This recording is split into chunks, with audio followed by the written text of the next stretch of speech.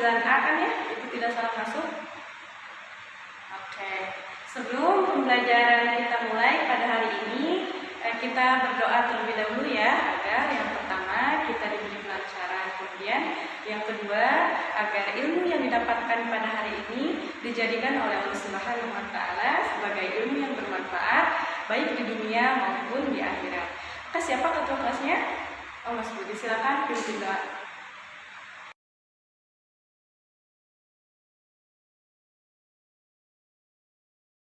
Terima kasih kepada Mas Budi yang telah memimpin doanya. Masih semangat anak-anak semuanya? Ada yang tidak semangat? Siapa? Oh, semangat semuanya ya.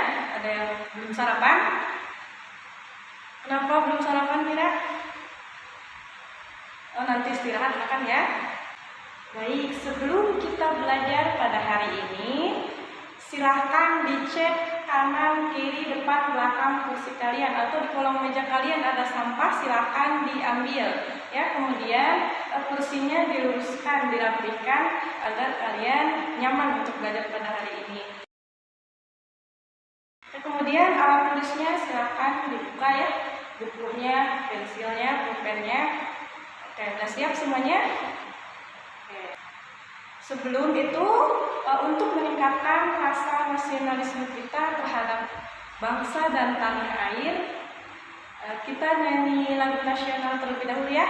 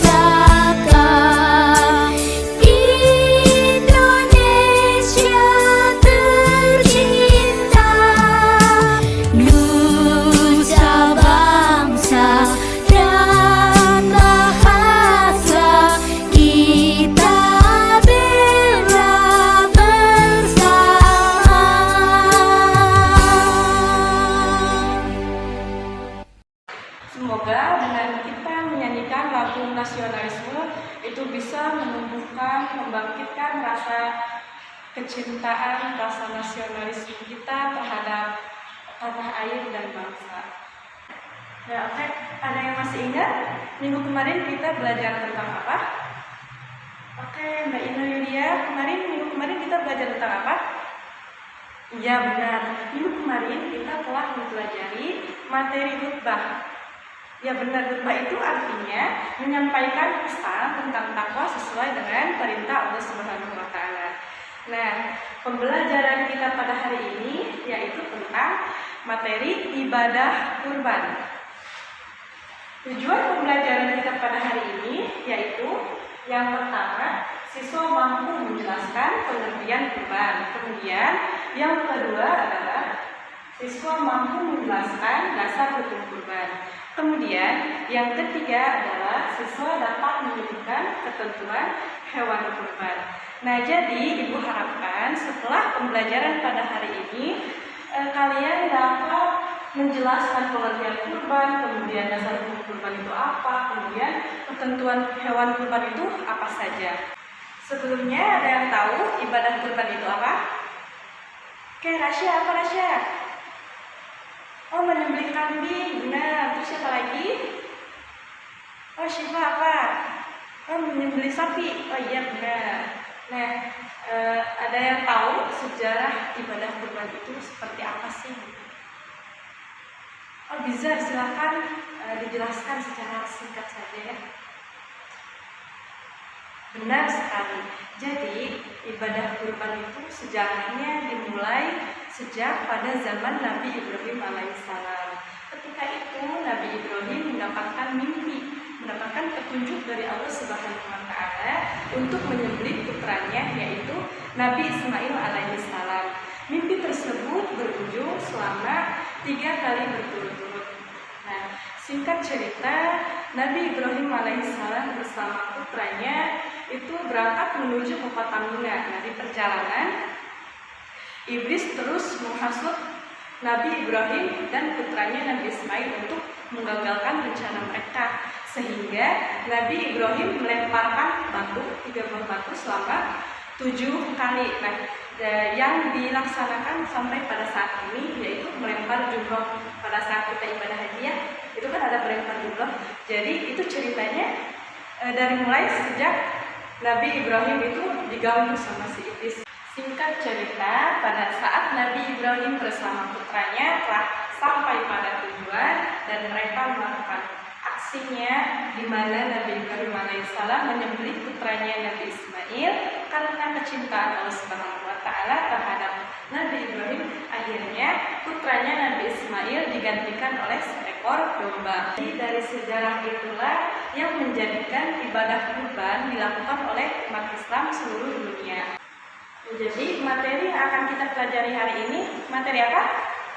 Benar, ibadah kurban. Nah, metode yang ibu gunakan pada pembelajaran hari ini yaitu menggunakan metode card short, kartu pendek. Kemudian ibu juga memiliki bahan ajar ya, yang nantinya akan ibu berikan kepada kalian semua, kepada anak ibu. Ibu kasih waktu 10 menit. Setelah itu ibu akan jelaskan mengenai permainan card shot ini. Nah, ibu akan jelaskan bagaimana permainan card shot ini. Jadi, ibu memiliki kartu induk yang berisi tentang tema materi kita pada hari ini. Kemudian, ibu juga memiliki kartu rinciannya, di mana ini ada rincian dari tema materi ini. Jadi tugas kalian nanti yang kebagian kartu induk ini mencari rinciannya ini ya. Nah, misal ketentuan hewan kurban itu, kondisi hewan kurban itu sehat, tidak kurus, tidak cacat atau tidak cedera ya. Nah, jadi tugas kalian itu mencari pasangannya gitu ya. Setelah itu kalian berdiskusi dengan kelompok masing-masing. Kemudian setelah berdiskusi, kalian menempelkan kartu ini ke papan tulis. Setelah itu kalian presentasi, kemudian yang lainnya itu mencatat poin penting dari apa yang dipresentasikan.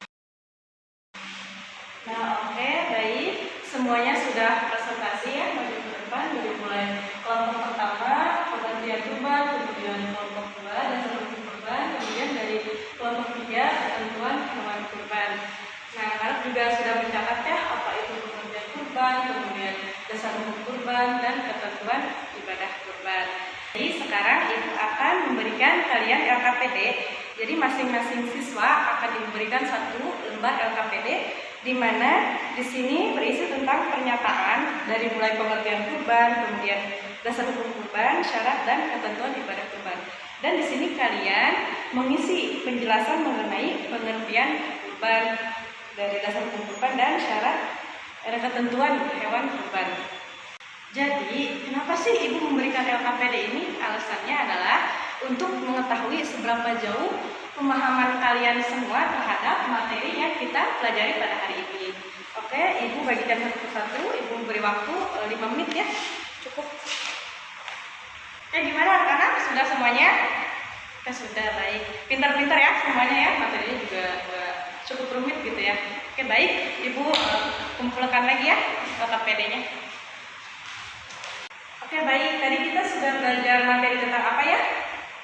Tentang ibadah kurban. Ada yang masih ingat pengertian kurban itu apa? Oh, Rasya apa? Benar sekali. Jadi, kurban itu berasal dari bahasa Arab. Qoroba yaqrobu kurbanan, yang berarti dekat, mendekatkan atau menghampiri. Kemudian secara istilah, ada yang masih ingat kurban secara istilah? Budi, benar sekali. Jadi kurban menurut istilah yaitu beribadah kepada Allah dengan cara menyembelih hewan kurban sebagai rasa syukur kita atas segala nikmat yang telah Allah berikan. Nah, kemudian hewan kurban apa saja sebutkan?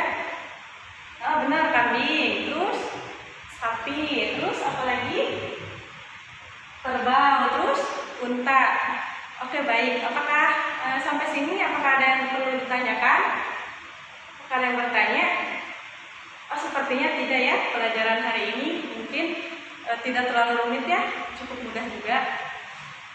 Jadi untuk materi minggu selanjutnya, minggu berikutnya, yaitu kita akan belajar tentang tata cara penyembelihan hewan kurban.